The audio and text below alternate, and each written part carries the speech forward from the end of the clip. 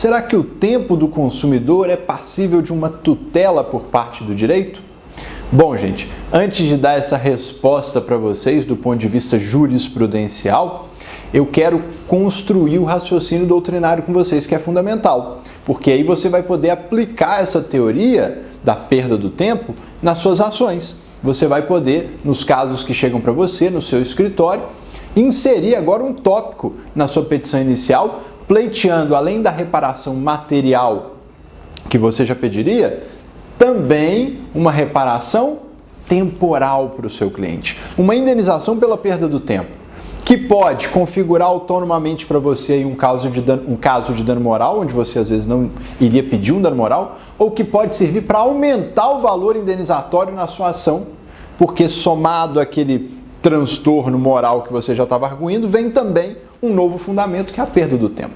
Então, nessa aula, esse tema ele é fundamental, por isso ele vai ter um impacto prático muito importante. É um tema que está sendo discutido hoje, já está caindo até em concursos públicos, caiu no último concurso da Defensoria Pública do Estado de Minas Gerais uma questão sobre dano temporal.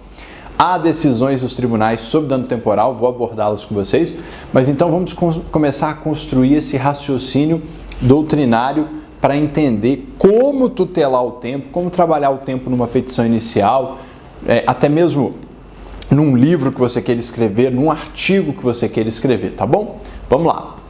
Olha só, gente, quando a gente fala de tutela do tempo do consumidor, se eu estou falando de tempo de vida e não só de tempo produtivo, tempo de trabalho, e não estou falando da consequência da perda do tempo, ou seja, da atividade propriamente que o consumidor deixou de fazer, mas estou falando daquilo que vem antes, que é o tempo em si considerado, por óbvio a gente está falando de uma violação extrapatrimonial. Eu estou falando do dano ao tempo como uma violação à pessoa do consumidor, a um atributo da pessoa, e não de uma questão meramente patrimonial ou financeira. Não me importa, inclusive, se aquele desperdício exagerado de tempo gerou algum prejuízo patrimonial, financeiro para o consumidor propriamente. O que me importa é se gerou prejuízo de tempo, independente do que ele iria fazer com aquele tempo dele, tá? Então, a questão do dano temporal aqui é uma questão de direito extrapatrimonial, de responsabilidade civil extrapatrimonial,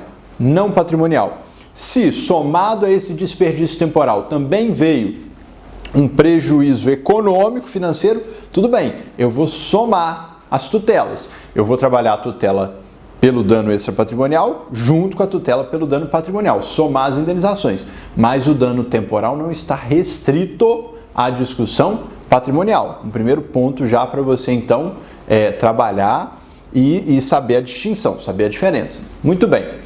Então, o dano temporal, ele é uma espécie, então, de dano extrapatrimonial. E aqui eu preciso já te advertir que a doutrina majoritária, e aí aqui eu cito o professor Nelson Rosenwald, o professor César Fiuza, defende que todo dano à pessoa no Brasil, todo dano extrapatrimonial é um dano moral, ok? Então, todo dano à pessoa é um dano moral. Então, aquele dano que se configura na violação aos atributos da personalidade humana, ele configura um dano moral. Por isso, se nós defendermos uma tutela do tempo, a violação a este bem jurídico, o tempo, gera um dano moral. Muito bem.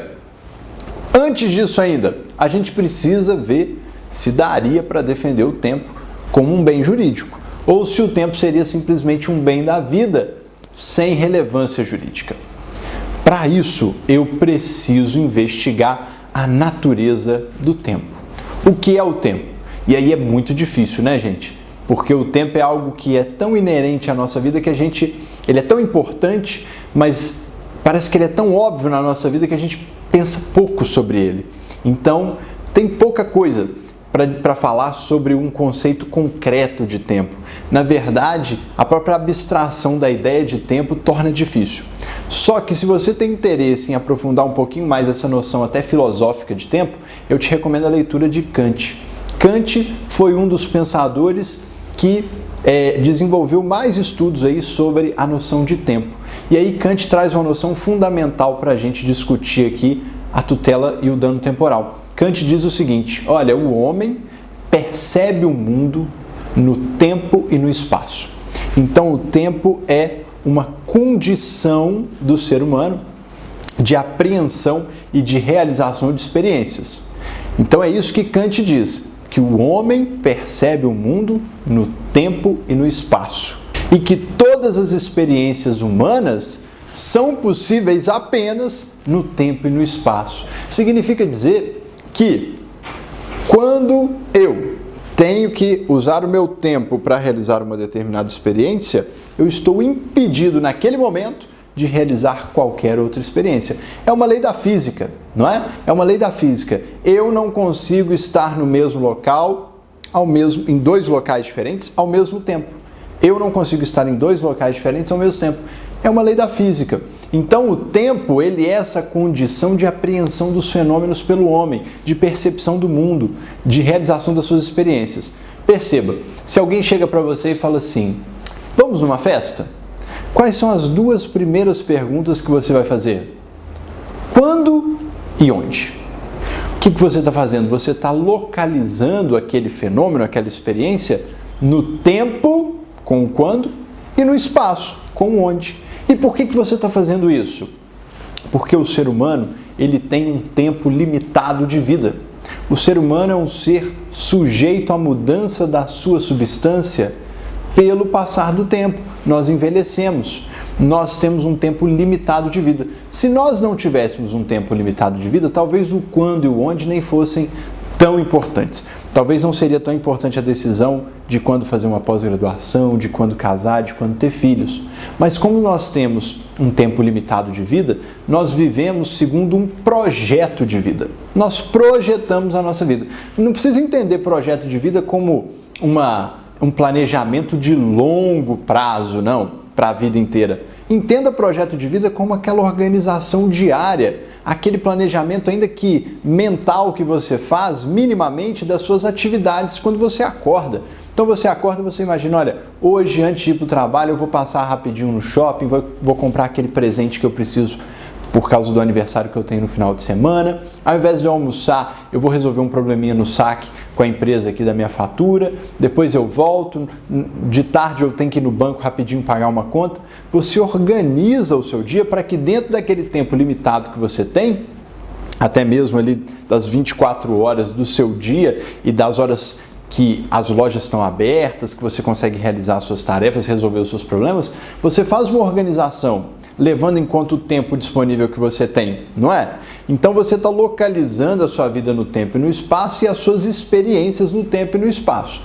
Se vem um fornecedor e por falha ou por desídia desvia o seu tempo, te tira daquelas atividades que você preferia ou precisaria estar realizando para realizar outras atividades que você não escolheu realizar e que você nem deveria ter que realizar, como aquelas atividades onde você tem que resolver problemas que o fornecedor criou, por óbvio nós teremos um dano. Por óbvio nós teremos uma situação de dano temporal, onde você teve frustrada toda e qualquer experiência além daquela que o banco te obrigou a realizar ficando 2 horas na fila, que a empresa de telefonia te obrigou a realizar ficando 2 horas no saque. Então, é disso que nós estamos falando, de projeto de vida limitada no tempo, de ser que está sujeito à mudança da sua substância.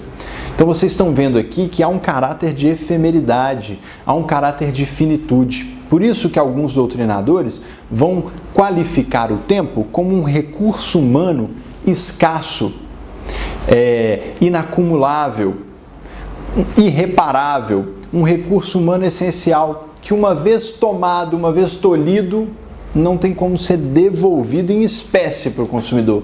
Então, tempo perdido é tempo perdido. Não tem como entrar numa máquina do tempo, voltar e impedir que aquilo tivesse acontecido. O tempo se foi, o consumidor perdeu aquele tempo de vida. Mas não é porque aquele bem não é passível de reparação que significa que o fornecedor pode sair ileso por ter desperdiçado o tempo do consumidor. E aí nós vamos para a seara da compensação, para a seara indenizatória. Nós vamos tentar compensar o consumidor financeiramente pelo tempo que ele perdeu. Há uma para que ele tenha ali alguma compensação pelos dissabores que sofreu, que são gravíssimos, porque perder dinheiro dá para repor, perder tempo não dá. E segundo, para que a empresa, com a sanção pecuniária, né, com a compensação pecuniária que ela vai ter que pagar, ela tenha um efeito até pedagógico para mudar a sua conduta. Porque afinal de contas, gente, o que mexe com a empresa é dinheiro. Empresa não tem uma alma para ser salva, então ela não está preocupada com religião. Empresa não tem valores morais, então a moral também não segura ela. O que segura é o direito com sanções pecuniárias. Então, a questão da indenização pelo tempo perdido compensa o consumidor dentro do possível, mas também tem uma finalidade pedagógica de mudança de cultura das empresas muito importante, tá bom? Muito bem. E aí, vocês estão vendo aqui um fundamento ainda filosófico, não é? Do tempo, em Kant, com essa noção de que o tempo realiza experiências humanas, que qualquer experiência humana só é possível no tempo e no espaço. Então, enquanto você está fazendo uma coisa, você não pode fazer nenhuma outra, não é? Enquanto você está no saque, você não pode estar dormindo, você não pode estar estudando, você não pode estar viajando, você não pode estar trabalhando, você está desviado para aquela situação. Mas agora nós precisamos passar para a fundamentação propriamente jurídica. E aí, você sabe que a violação que causa dano moral é aquela violação a um atributo da personalidade humana. Então, para que nós possamos defender que o tempo é um bem jurídico passível de indenização por dano moral, nós temos que conseguir justificar que o tempo é um direito da personalidade. A gente teria que conseguir colocar o tempo como um atributo da personalidade do ladinho ali da imagem, da honra, né, da integridade física e psíquica. E aí essa é uma tarefa que de fato não é fácil. Como que eu vou fazer para encaixar o tempo como um direito da personalidade? O primeiro desafio que eu já encontro de cara é que o legislador nem no Código Civil, nem na Constituição, disse que o tempo é um atributo da personalidade. Então não tem essa previsão na lei. Mas aí eu preciso investigar, então, se o rol de direitos da personalidade é um rol aberto ou é um rol fechado. O que eu estou dizendo? Será que só é direito da personalidade aquilo que está lá no Código Civil e na Constituição, ou em legislações, o que está na legislação de uma forma geral? Ou é possível o reconhecimento do tempo de vida como um direito da personalidade implícito ou atípico? Ou seja, será que eu poderia dizer que existe um rol de direitos da personalidade aberto e que eu poderia reconhecer o tempo como um direito da personalidade não previsto na lei, implícito? Gente, a boa notícia é que a doutrina brasileira reconhece com tranquilidade que o rol de direitos da personalidade previsto na legislação é aberto. Então, o que há ali no Código Civil, o que há na Constituição, é uma enumeração exemplificativa, né? São direitos da personalidade, a integridade física, psíquica, o nome, a honra, dentre outros. E aí há a possibilidade de nós reconhecermos os direitos da personalidade que não estão escritos ali. Um exemplo foi, recentemente, o STJ reconhecendo um direito da personalidade implícito chamado de direito de livre designação sexual ou livre identificação de gênero. O que é isso? Era o caso de um rapaz que marcou de encontrar com um amigo dele num restaurante, num bar, e no momento que ele estava ali abraçando esse amigo dele, que eles se reencontraram, não se viu há muito tempo, passou uma equipe de reportagem de um jornal e tirou uma foto. E essa foto depois foi usada como manchete, né, como para ilustrar uma manchete do jornal, falando que uma determinada região da cidade, que era aquela ali onde eles estavam, estava sendo muito utilizada por pessoas do público LGBT para encontros às cegas. E aí, esse rapaz ajuizou uma ação contra o jornal, pleiteando aí uma reparação, porque ele entendeu que o jornal deixou subentendido ou levou quem lia a crer que ele era LGBT. E aí, o que o STJ entendeu? O STJ disse, olha, Não tem problema nenhum ser LGBT, não tem problema nenhum ser hétero, mas tem problema você ser designado por um gênero que não é o seu. Ou seja, o problema é o jornal passar para as pessoas, para o público, a ideia de que você tem uma designação de gênero distinta da que você de fato tem. Se fosse alguém LGBT designado como hétero ou um hétero designado como LGBT, o dano ocorreria. Por quê? Porque está violando este direito implícito de personalidade de livre designação do próprio gênero, de livre identificação do gênero. Então aqui houve o reconhecimento de um direito da personalidade, o quê? Implícito, não previsto na lei. E o mesmo poderia acontecer com o tempo. O tempo também poderia ser reconhecido como um direito da personalidade implícito, como um direito da personalidade, um atributo da personalidade humana implícito. E aí nós precisamos fazer o raciocínio de silogismo para fazer esse encaixe. Por que o tempo seria um direito da personalidade?